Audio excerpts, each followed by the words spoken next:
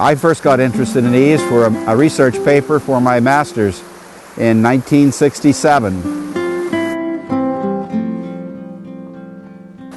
A professor at the college, when I was, as most master's students are, I was frantically looking for a research paper that I would have an interest in, and he suggested that since I was from Venango County that I might be interested in doing the Venango County iron furnaces.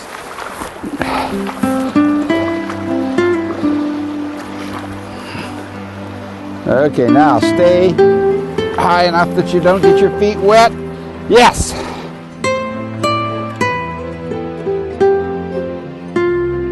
The iron industry was probably Venango County's first real heavy industry. Made possible by the location of iron ore in the area in at least small or large enough quantities to make it profitable. The charcoal from the vast hardwood forests that were here, and of course the good hard work and the technical knowledge that people brought into the county from other areas of the state to accomplish this. There are 24 known sites of iron furnaces in Venango County. All were built near rivers or streams that connected to the Allegheny River.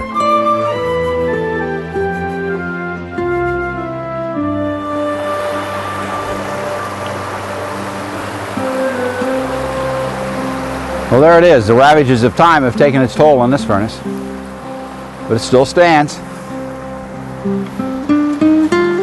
Built in the 1830s by William Cross.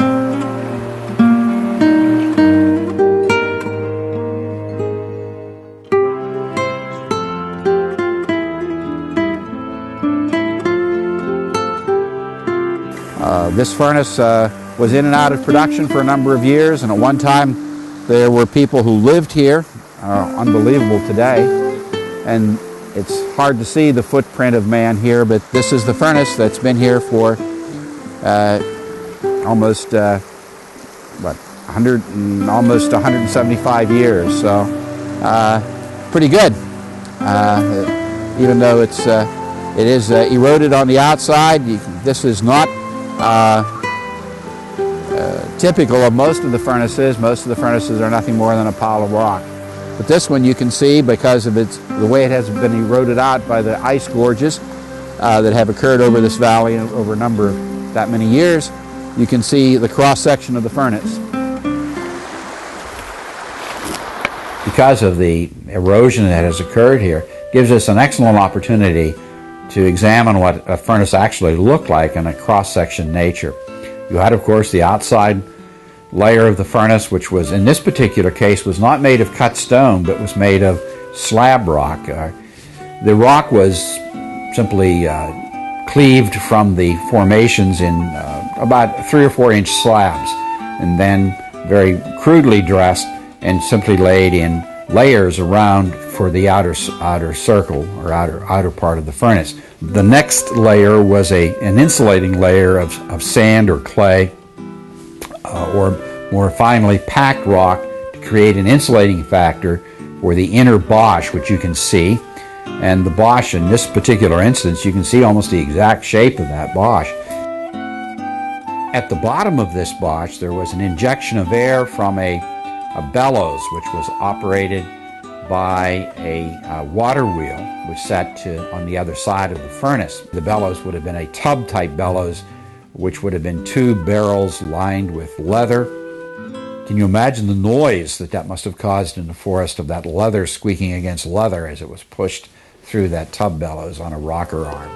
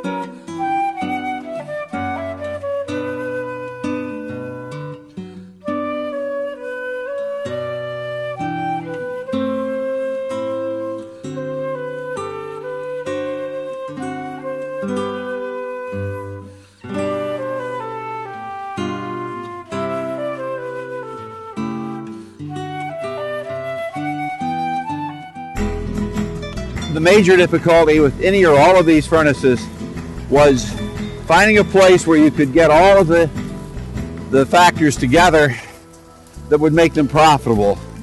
Iron ore, abundant trees, such as hardwood trees, such as these, which would make for charcoal. Another factor was at least a little bit of limestone for the flux to keep the charcoal and the iron separated. And another and most critical factor was obviously the water power being available, and a final factor was a convenient way of getting the finished product to market. Now, as you can see in this particular locale, that would have been an extremely difficult task. Hauling the pig iron to the river to get it south to Pittsburgh was a major difficulty. Now, of course, a lot of this pig iron stayed local and was forged in the local shops, foundries, ironmongers, shops into local products, and kept in a local market. A spike, which was probably used to secure a rail upon which a tram operated. They would transport the product they wish to refine. The other artifacts that you see here are wedges used to split the timber put into cordwood for making the charcoal. These were both found very near the furnace. I'm going to read to you some excerpts from a letter to the Venango Spectator, in which they take the exception to a view taken by a Harrisburg paper, in which the Harrisburg paper blames the demise of the iron furnace industry on the demise of the high tariffs. In the majority of cases, our ore is of an inferior quality, and our facilities for getting metal to market are not good. And in that particular sentence, they sum up really what happened. The great iron ore deposits of Minnesota had been discovered, railroads were being built, that iron ore was being transported into the Venango Valley, into Pittsburgh, and the great steel mills with all of their modern facilities were being built by the Carnegies and others, and it just simply Venango County furnaces built basically as a kind of cottage industry could not survive. And in this furnace, there's a constant complaint by its owners of that task of getting it to Pittsburgh, and then after getting the product to Pittsburgh, facing discounted money notes for their product and not profiting from it. Now, because of those difficulties, this industry thrived only when the tariffs were high enough to keep out the foreign products.